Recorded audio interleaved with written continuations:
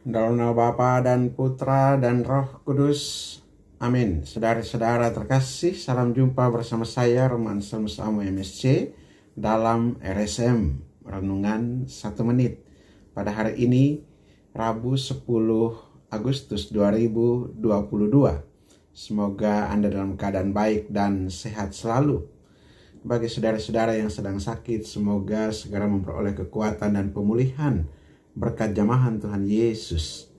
Dan bagi saudara-saudara yang sedang berada di dalam kesulitan karena berbagai tekanan hidup, semoga Anda mendapatkan jalan keluar berkat bimbingan Roh Kudus, Roh kebijaksanaan. Saudara, hari ini Gereja Katolik merayakan pesta Santo Laurentius, diakon dan martir. Santo Laurentius ini adalah seorang diakon yang mengurus harta benda kepausan di bawah Paus Sixtus yang kedua. Dan ketika prefek penguasa kota Roma mendengar harta kekayaan gereja, dan ketika juga Paus Sixtus kedua ditangkap oleh serdadu-serdadu, Diakon Laurentius menyatakan untuk selalu menemani Paus Sixtus. Dan ini jugalah yang terjadi dengan Santo Laurentius. Bahkan Paus Sixtus menyatakan bahwa 3 hari kemudian dia akan mengikuti dalam kemuliaan surgawi. Ketika Santo Laurentius ini menghadap kepada penguasa kota Roma itu, dia diminta untuk menyerahkan harta benda gereja, tapi dia berjanji akan membawa itu kepada penguasa Roma.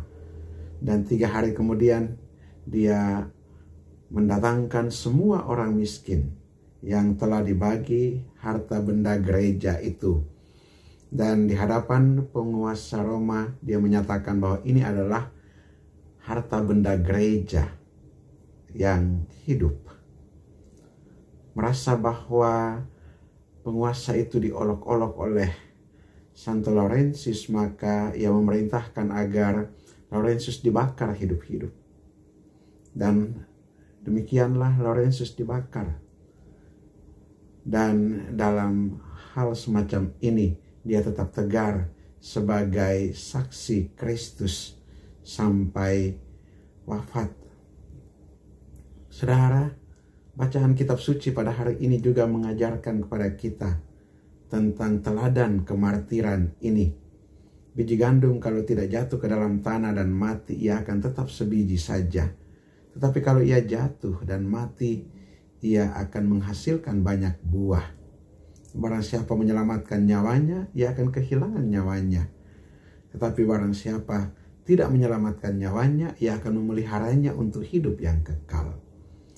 Saudara, kata-kata dari Yesus ini juga mau menguatkan begitu banyak umat Kristiani yang dengan tekun dan setia memberikan kesaksian tentang Kristus, sekalipun mengalami kesulitan dan penderitaan, bahkan sampai mempertaruhkan nyawa demi iman kepada Kristus.